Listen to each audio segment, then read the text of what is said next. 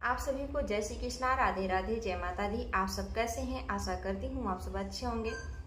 हमारे चैनल में आप सभी का स्वागत है। हम आप लोग को एक विवाह निमंत्रण गीत सुनाने जा रहे हैं। यह गीत आप लोग को कैसा लगा कमेंट बॉक्स में ज़रूर बताइएगा। अगर पसंद आएगा तो हमारे चैनल को शेयर, सब्सक्राइब, लाइक जरूर कीजिएगा। अपना प्यार दुलार आशीर्वाद सदा अपनी छोटी बहन पर बनाए रखिएगा।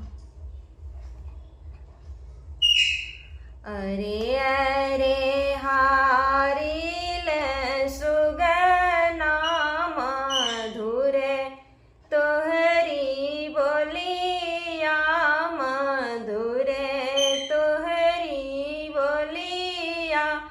सुगना मोरे घरे बेटा कबिया हवात नेव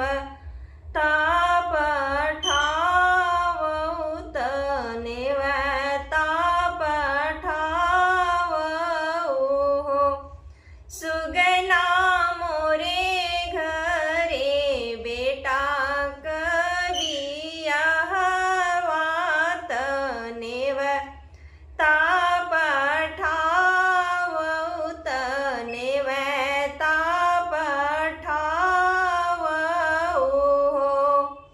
पहिला नेवत दिया गुरु घरे, दूजे कुल देवतन, दूजे कुल देवतन हो।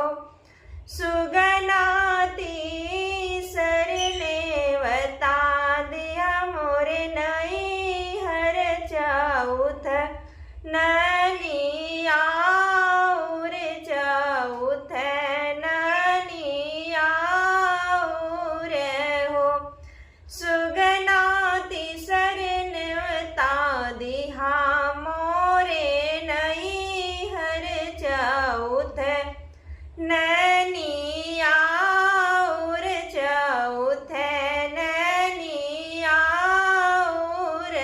हो। पचवा नेवत दिहा ननद घरे, अव रोनन दोई जी के, अव रोनन दोई जी के। हम रे भयने जी के, हम रे भयने जी के हो। सुगना नेवताऊ गौआ जवार सबही मोरे आम, सबही मोरे आम हो। सुगना नेवताऊ गौआ जवार सबही मोरे आम, सबही मोरे आम हो। आगे आगे आवे ननदोइया त पीछा वाननद मोरी, पीछा वाननद मोरी। सुगना अंगुरी पकड़े आवे मोर भयन वात, मड़वा मोरे भरी गए, मड़वा मोरे भरी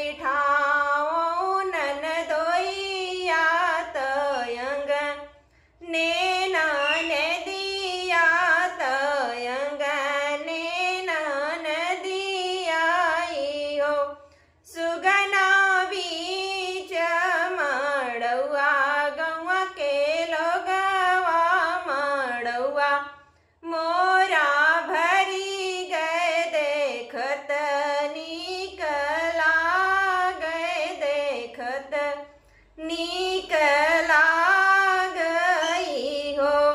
सुगना बीच मड़ौआ मोर भयनवा देखत नीक लागे देखत नीक लागई हो। सुगना बीच मड़ौआ मोर भयनवा देखत नीक लागे देखत नीक लागई हो। यह विवाह गीत आप लोग को कैसा लगा कमेंट बॉक्स में जरूर बताइएगा। फिर मिलेंगे अगले वीडियो में अगले गीत के साथ। तब तक के लिए जय श्री कृष्णा, राधे राधे, जय माता।